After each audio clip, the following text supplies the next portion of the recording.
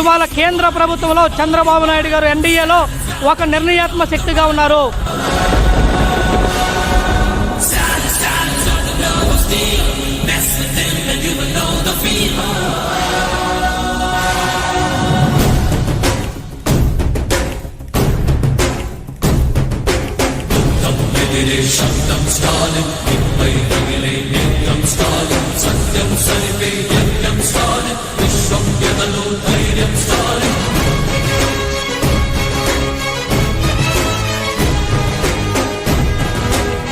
నితీష్ కుమార్ యాదవ్ గారు ఒక నిర్ణయాత్మక శక్తిగా ఉన్నారు.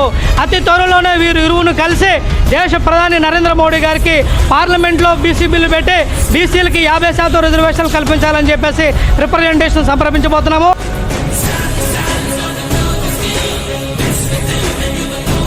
అదేవిధంగా రాష్ట్రంలో సగానికి పైగా ఉన్నటువంటి బీసీల తరఫున దేశ ప్రధాని నరేంద్ర మోడీ గారితో భేటీ అయ్యి బీసీ బిల్లుపై చర్చించాలని చెప్పేసి కోరుకుంటున్నాము.